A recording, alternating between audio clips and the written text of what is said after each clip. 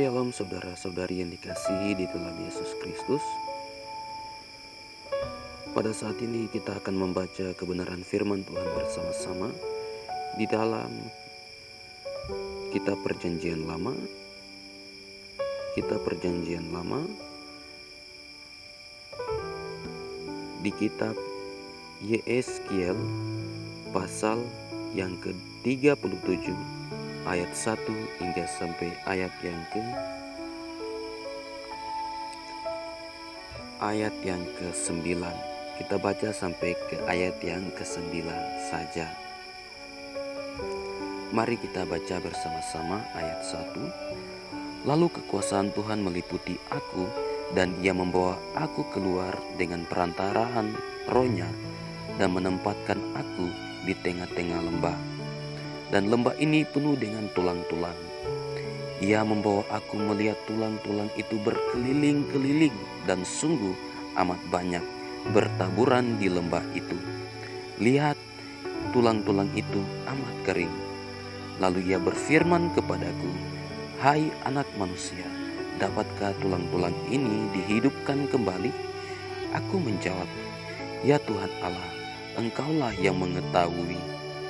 Lalu firman-Nya kepadaku, "Bernubuatlah mengenai tulang-tulang ini dan katakanlah kepadanya, hai tulang-tulang yang kering, dengarlah firman Tuhan. Beginilah firman Tuhan Allah kepada tulang-tulang ini.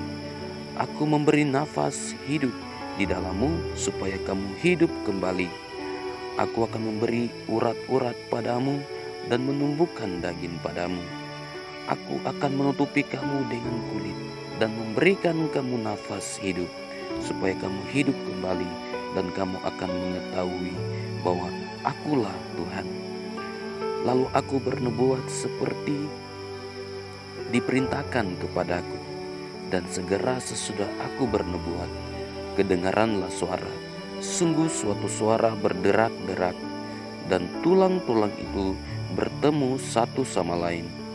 Sedang aku mengamat-ngamatinya, lihat, urat-urat ada dan daging tumbuh padanya, kemudian kulit menutupinya, tetapi mereka belum bernafas.